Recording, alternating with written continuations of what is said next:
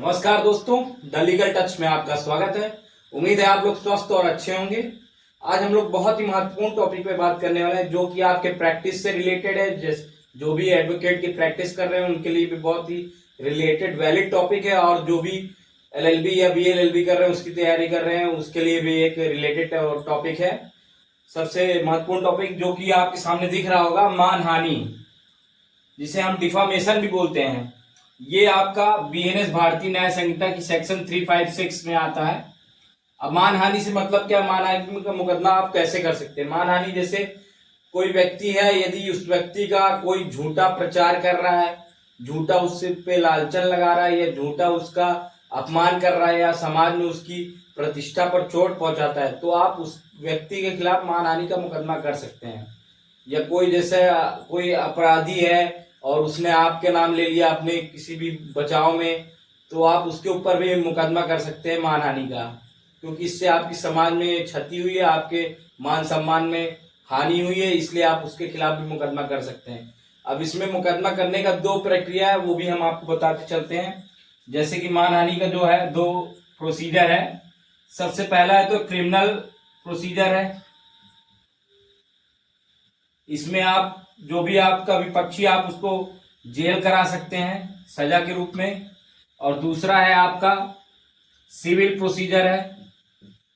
इसमें आप अपने विपक्षी से पैसा ले सकते हैं, जो भी आपकी मान होनी, जितने अमाउंट की मान होनी हुई है उतने अमाउंट का आप पैसा ले सकते हैं अपने विपक्षी से। जो कि अब इसमें आपका ये है, दो जगह अलग अलग है और इसमें अलग अलग आपका चलता है। जैसे इसकी जो आपकी ट्रायल्स चलेगी ये सेशन कोर्ट में चलेगी,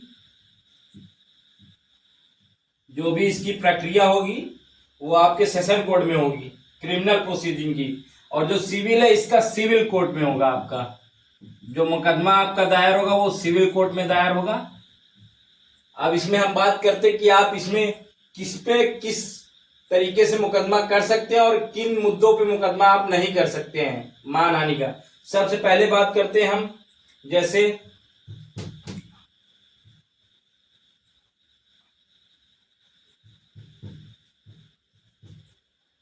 सबसे पहला मुद्दा है जैसे झूठा लालचन, झूठा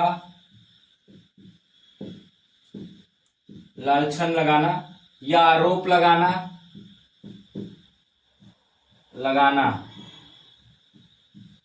यदि कोई व्यक्ति आपके खिलाफ झूठा लालचन लगा रहा है या आपका आरोप लगा रहा है, जैसे कोई पूछा, जैसे आपको बोल दिया वो तो शराबी है, पर आप समाज में सब लोग जानते हैं कि आप बहुत ही शरीफ व्यक्ति, पर किसी व्यक्ति ने आपके खिलाफ झूठा प्रचार कर दिया कि अरे वो तो शराबी है, वो तो ठरकी है, वो तो ऐसे ही रहता है, तो आप उसके खिलाफ भी मानहानि का मुकदमा कर सकते हैं। अब जैसे इसी में दूसरा हो गया, कोई मृत व्यक्ति है, जैसे किसी व्यक्ति की मृत्यु हो गई, मृत्यु के पश्चात भी आप उस पे उसके परिवार वाले, जैसे कोई मृत्यु हो गई किसी की, तो अरे इसीलिए आदमी, जब कोई आदमी आपने देखा होगा जब कोई आदमी मृत्यु हो जाती तो कहते हैं अरे बहुत अच्छा आदमी था, बहुत अच्छा इंसान था। तो इसीलिए कहते हैं कि कोई उसका परिवार वाला ऐसा ना हो कि उनके खिलाफ मानहानि कर दे। तो यदि आप किसी मृत व्यक्ति की भी मानहानि या उसके सम्मान पे या उसके प्रतिष्ठा पे चोट पहुंचाते हैं तो उसके परिवार वाले आपके खिलाफ मानहानि कर सकते हैं, मानहानि का मुकदमा दायर कर सकते हैं। ठीक है। तीसरा पॉइंट जो आता है ये मैं बताता चल रहा हूं कि आप किन किन कारणों में आप मानहानि कर सकते हैं किसी के भी खिलाफ। और जैसे इसका जो है प्रोसीडिंग, जैसे आपने जो व्यक्ति की मानहानि वो तो है नहीं इस दुनिया में, तो इसके लिए एक प्रोसीडिंग है जो कि आपका बीएनएसएस भारतीय नागरिक सुरक्षा संहिता में 222 जो सेक्शन है 222 के तहत आप इसकी याचिका या इसका मुकदमा आप दायर कर सकते हैं। क्योंकि जैसे इसमें तो आप खुद स्वयं भुक्तभोगी हैं, आप अपना मुकदमा दायर कर सकते हैं, पर ये जिस आदमी के नाम पे आप मुकदमा दायर करेंगे वो तो है नहीं, तो उसमें एक प्रावधान है भारतीय नागरिक सुरक्षा संहिता के तहत सेक्शन 222 के तहत आप उस व्यक्ति के लिए, उस व्यक्ति की प्रतिष्ठा के लिए आप उस पर मानहानि कर सकते हैं, अपने विपक्षी पे, विरोधी जो आपके व्यक्ति का मानहनन कर रहा है, तो ये इस सेक्शन के तहत कर सकते हैं। अब तीसरा आ जाता है आप और किस धाराओं में कर, जैसे कोई व्यक्ति आपको गलत तरीके से फंसा रहा है, किसी एफआईआर में फंसा रहा है या किसी ऐसे आपराधिक कार्य में आपका नाम ले रहा है जहां कि आप थे नहीं, ना आपका कोई उससे लेना देना था, तो आप उसके खिलाफ भी मानहानि कर सकते हैं। तीसरा पॉइंट ये हो गया। ठीक है, अब इसमें सबसे मेन चीज है आप किन कारणों में मानहानि नहीं कर सकते। ऐसे 10 से ज्यादा पॉइंट्स है जो मैं आपको बताने वाला हूं किन कारणों में आप मानहानि नहीं कर सकते हैं किसी पे।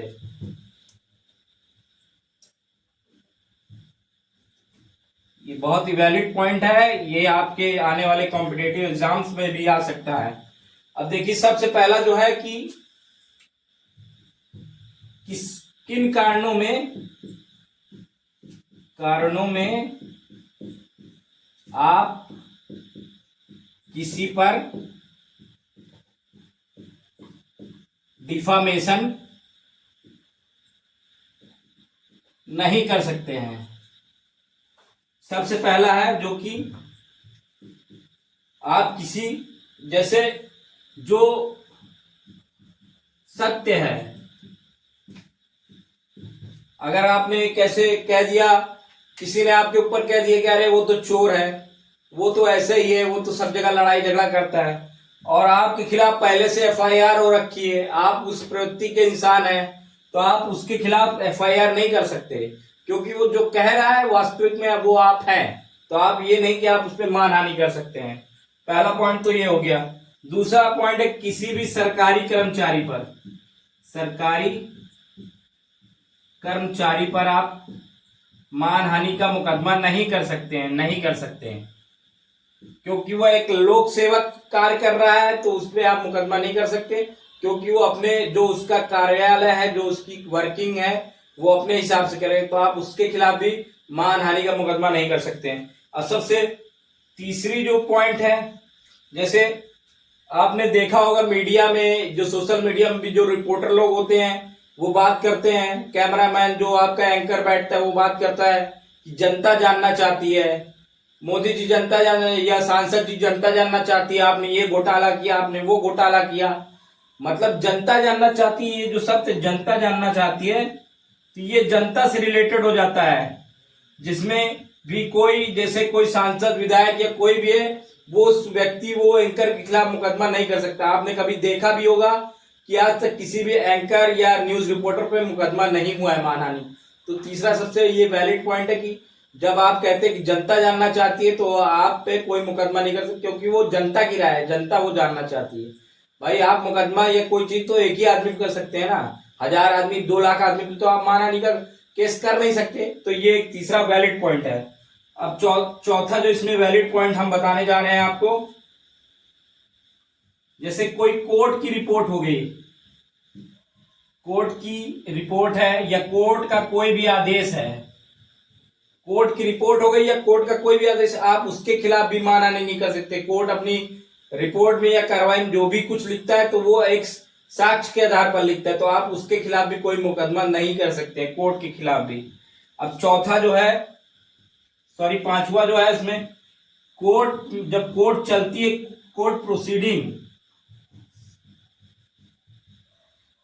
कोर्ट प्रोसीडिंग के समय जो वाद विवाद होता है, जो उसमें कटाक्ष भरे शब्द का प्रयोग होता है, उसमें भी जो शब्द में कुछ अपमानजनक भी होते हैं, कुछ वैसे शब्द भी होते हैं, तो आप कोर्ट की जो प्रोसीडिंग है उसमें जो भी बात विवाद होते हैं उसके उपरांत भी आप कोई उसमें मुकदमा नहीं कर सकते, या आप लॉयर के खिलाफ या आपका जो विपक्षी लॉयर है या आपके सामने जो आपके विपक्षी, आप उनके खिलाफ मुकदमा नहीं कर सकते मानहानि का। तो ये पांचवा वैलिड पॉइंट था। अब इसमें हम छठे की बात करते हैं, राय। जैसे आप कोई भी इंडस्ट्री चला रहे हैं या कोई आप प्रोडक्ट चला रहे हैं या आप जैसे कोई भी कुछ करते हैं, आप उसमें सामने वाले से राय मांगते हैं कि आप भाई साहब बताइए ये कैसा है, या ये आइटम कैसा है, ये आइटम वो है। तो अब जैसे लोग बनाते हैं, कोई प्रोडक्ट बना दिया, जनता से राय पूछते हैं, अब वो जनता बोलते हैं अरे ये तो घटिया है, कबाड़ है, बेकार है, तो आप ये नहीं कि आप चल के उस पर मानहानि कर देंगे ना, मानहानि नहीं कर सकते उस पर, उस ताक में आप मानहानि नहीं कर सकते। तो ये एक वैलिड पॉइंट है, राय। और राय आप लेंगे किसी से तो उस पर भी आप मानहानि नहीं कर सकते हैं। सातवां जो पॉइंट है, जैसे आपके प्रति वो अधिकार रखता है, कोई भी व्यक्ति हो, जैसे आपके प्रति आपका एक संरक्षक है वो, या आपके प्रति अधिकार रखते हैं। जैसे मैं उदाहरण के लिए बता दूं, यदि कोई टीचर है तो टीचर आपको या आपको सुधारने के लिए मारते हैं, डांटते हैं, या भरे क्लास में आपका अपमान करते हैं, तो आप उस पर भी मानहानि नहीं कर सकते, क्योंकि वो उसका कार्य है, वो उसका उत्तरदायित्व है कि वो आपको सही करे, सुधारे। तो टीचर्स हैं या आपके प्रति जो अधिकार रखते हैं, या आपके माता पिता हैं, आपका अपमान करेंगे, आप मारेंगे तो नहीं, माता पिता तो भगवान का स्वरूप होते, तो आप उस पर भी मानहानि नहीं कर सकते हैं। तो सातवां पॉइंट ये था कि आपके प्रति जो आप अधिकार रखते हैं,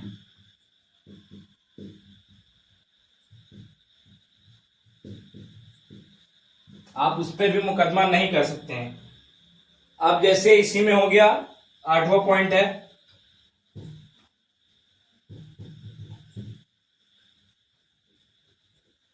बताते चलते हैं आपको।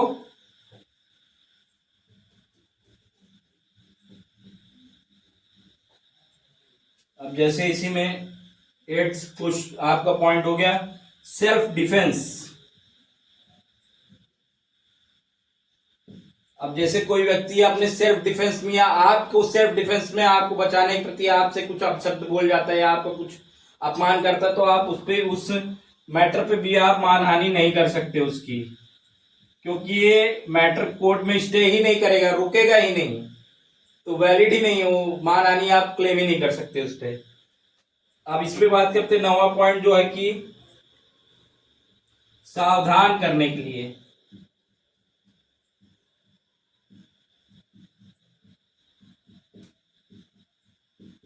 सावधान करने के लिए, अब जैसे आपका कोई मित्र हो गया, या आपका कोई भी हो गया सगे संबंधी, अब जैसे आपको किसी चीज के लिए सचेत या सावधान कर रहा है कि अरे यार वहां मत जाओ, संभाल के रहो, अरे गधे वहां मत जा, मतलब कुछ शब्दों का भी प्रयोग करते, तो आप मानहानि इस पे नहीं कर सकते, क्योंकि वो आपके जीवन की रक्षा के लिए आपको सचेत और सावधानित कर रहा था, तो आप उस मैटर पे भी मानहानि नहीं कर सकते उसके खिलाफ। अब जैसे आपके पिता हो गए, या आपके कोई ग्रैंडफादर हो गए, माता पिता दादा हो गए, तो वो भी कुछ बोलते हैं आपको, तो आप उसमें भी आप मानहानि का मुकदमा नहीं कर सकते हैं। अब आप, जैसे मैंने बताया कि मैं ये सब चीजें बता रहा हूं, अब आप सोच रहे हैं ये तो सब रिलेशन से है। अब जैसे मानहानि तो आप ऐसे भी कर सकते, जैसे आप कोई रोड पे चल रहा है, कोई व्यक्ति चल रहा है, आपने उसको खाली एक शब्द बोल दिया, अरे चिरकुट किधर जा रहा है, ये शब्द ही खाली काफी है उसको एक मानहानि का मुकदमा करने के लिए।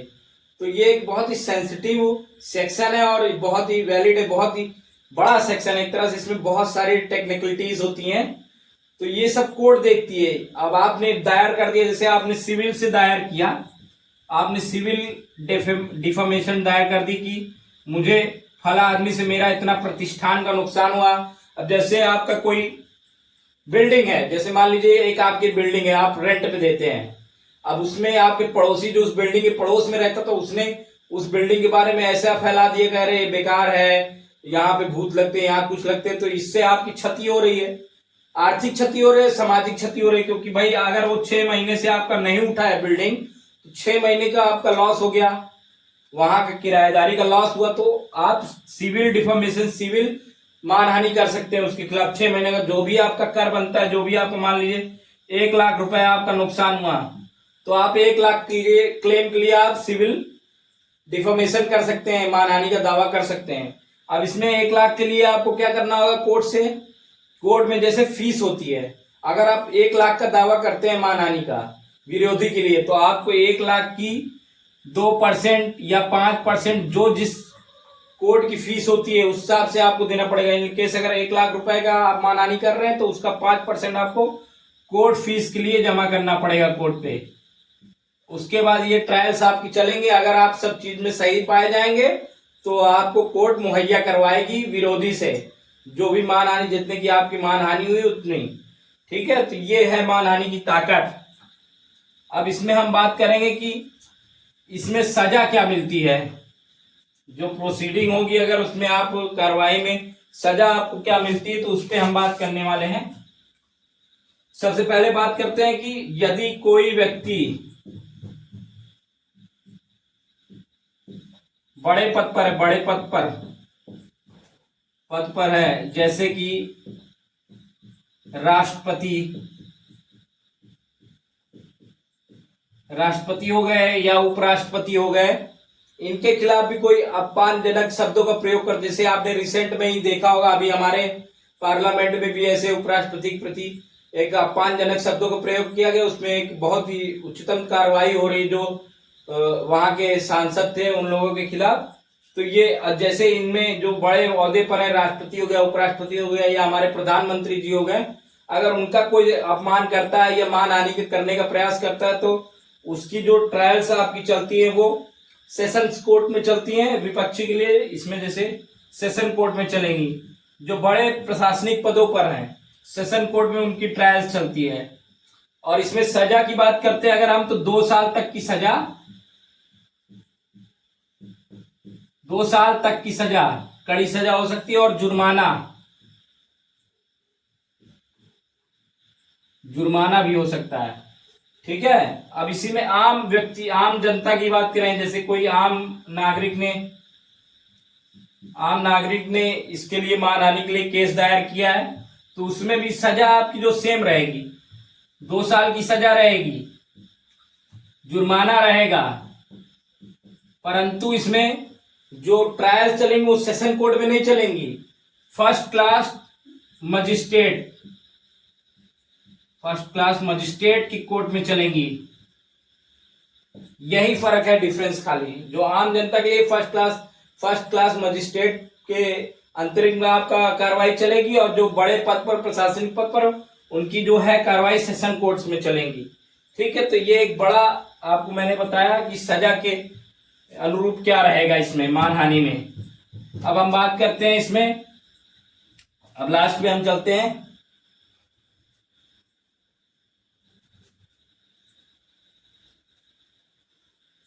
एक पॉइंट और बताता चलता हूं आपको। अब जैसे अखबार हो गया, मैगजीन हो गई। अब इसमें जैसे कोई अखबार हो गया, क्योंकि एक प्रिंट मीडिया है, लिखित मीडिया है, तो इसमें क्या होता है, जैसे आपका अखबार ने कोई आपके खिलाफ विरुद्ध निकाल दिया, सच जानते हो कि आप ऐसे व्यक्ति नहीं हैं, लेकिन आपके खिलाफ झूठ प्रसारित कर दिया कि ये चोर है, ये फला है, ये मर्डरर है, ये तो चोरी करता है, ये तो डकैती डालता है, तो उस पर मानहानि बनेगी। अखबार वाले पे मानहानि बनेगी, उसके प्रिंट डिवीजन है उसका जो हेड है उस पे मानहानि बनेगी, जो उसको सप्लाई करता है उसके खिलाफ भी मानहानि बनेगी, क्योंकि ये तीनों एक तरह से सीरीज से जुड़े हुए हैं। प्रिंट करने वाले पर, जो अखबार का जो मेन मालिक है उस पर, और जो सप्लाई करता है, तो ये तीनों पे मानहानि का मुकदमा बनेगा। तो ये एक मेन मुद्दा था जो मैंने आपको बताया। उम्मीद है आप लोगों को पसंद आया होगा, कंटेंट भी पसंद आ रहा होगा। यदि कोई इसमें आपको कुछ त्रुटि समझ में आती है तो प्लीज मेरे कमेंट बॉक्स में बताएं, और कृपया करके चैनल को लाइक और सब्सक्राइब और शेयर करें। Thank you.